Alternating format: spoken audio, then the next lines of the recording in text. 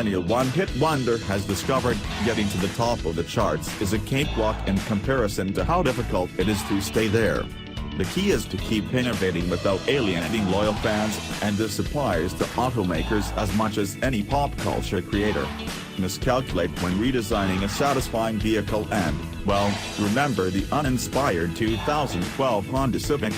Honda wasn't about to risk alienating buyers of its top-selling CR-V crossover.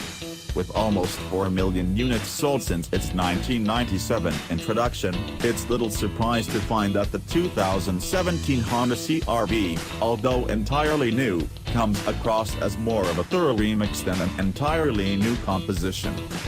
This fifth-generation CR-V, again built on a platform shared with the Civic, is slightly larger in every key dimension. The wheelbase is up to 104.7 inches from the previous model's 103.1-inch measurement. Overall length is up 1.2 inches to 180.6, width increases by 1.4 inches to 73.0, and height raises by 1.4 inches to 66.5. Front-wheel drive CR versus are 66.1 inches tall. The rear spoiler and LED daytime running lights are now standard kit, while the choice of rolling stock is 17 or 18-inch aluminum wheels, skipping the steel 16-inchers that used to serve on base models. The AWD Touring example tested here wore the 18-inch wheels shod with 235/60 Hankook Kinergy GT all-season rubber. A familiar tune. While the interior is familiar in terms of layout and ergonomics, the level of detail and quality of materials have been ratcheted up. Seats in the top-level touring version are upholstered in leather that fits, feels, and looks better than most entries in this price class, and reserved full-wood accents mingle nicely with the small amount of chrome plastic and brushed satin finishes for a contemporary vibe. Kudos to Honda for restraint here. Some other makes have succumbed to the urge to apply as many finishes as possible and ended up with the Brady Bunch living room look, circa 1973.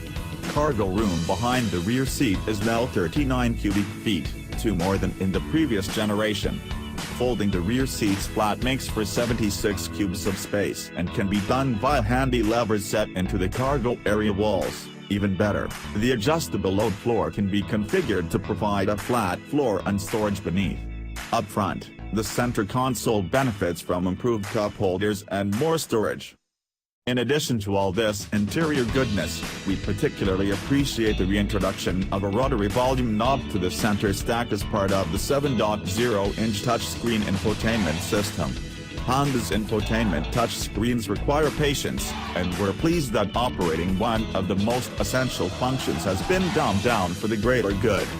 Equally encouraging is the effort to reduce interior noise levels. We measured 69 decibels at a steady 70 mph cruise, a 2 decibel decrease in ambient interior noise levels over a previously tested 2015 CR-V Touring AWD. Hit-making power. The most dramatic departure from the CR-V's hit-making formula can be found under the hood. A turbocharged 1.5-liter engine comes as standard issue in X, XL, and Touring trims, while the base LX carries over the previous model's naturally aspirated 2.4-liter four-cylinder. Similar to the turbo 1.5-liter found in the current Civic, the CR-V's has a slightly lower compression ratio, 10.3 to 1 in the CR-V versus 10.6 to 1 in the Civic, and higher boost pressure to generate 190 horsepower and 179 pounds-to-foot of torque. That's 5 horses more, but 2 pounds-to-foot less torque than the former 2.4-liter made, yet it's a significant 16 horsepower and 17 pounds-to-foot more than this engine produces in the Civic. Honda also updated its all-wheel drive technology with a variable system capable of distributing torque fore or aft based on acceleration, wheel spin, throttle position, and steering wheel angle. We found it seamless and virtually transparent in operation, detecting a shift in torque only during abrupt throttle inputs while cornering. Although CVTs aren't our favorite transmission type, the continuously variable automatic in use here is among the most tolerable. It simulates shifts at the appropriate time, so the rubber band sensation is mostly absent. After a brief low RPM lull as the turbo spins up, acceleration is linear and seamless, and the CVT and turbocharged 4-cylinder are about as well matched as any automatic transmission and engine combo these days. Considering that the engine's maximum torque arrives at a relatively low 2,000 revolutions per minute and hangs on until 5,000 revolutions per minute, the CVT has a wide swath of grunt to work with, and what it gives up in instant response it makes up for with predictability and by largely staying invisible in operation. At full throttle, the CR-V hit 60 miles per hour in 7.6 seconds and erased the quarter mile in 16 seconds flat, clearing the drops at 89 miles per hour while far from earth-shaking. These figures shape 6/10 of the times we achieved with the aforementioned 2015 Touring model with a 2.4-liter MCVT. Those times also are comparable to those of the 2016 Mazda CX-5 2.5 liters AWD, 7.7 and 16.0 seconds, and the 2016 Hyundai Tucson Eco 1.6D AWD, 7.4 and 15.9 seconds.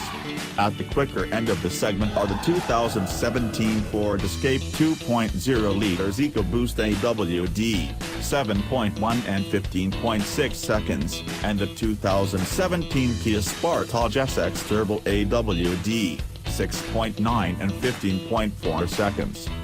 When it comes to efficiency, though, the CR-V shames all compact SUV comers.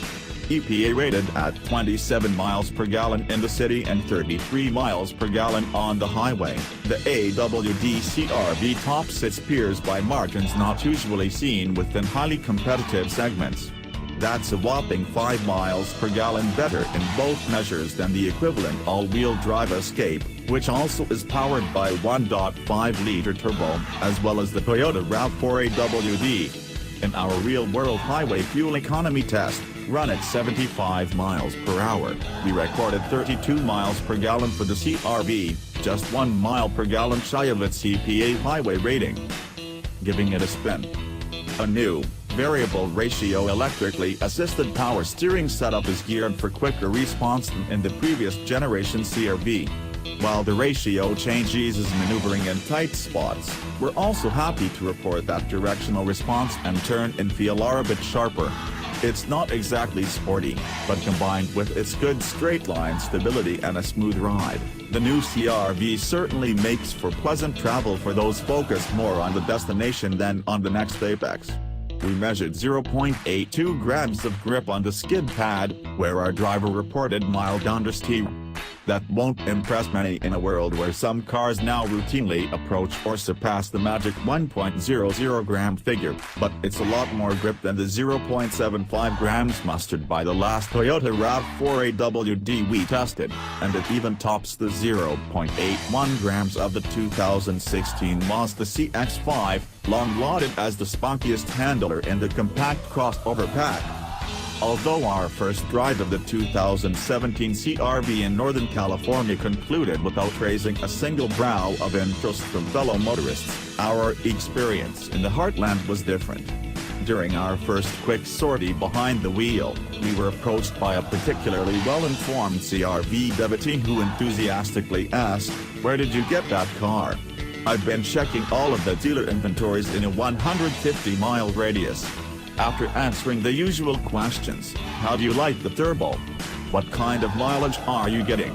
we informed him that, although a few examples were circulating in the press fleet, the 2017 CR-V wasn't officially on sale yet. It arrives at dealers this month.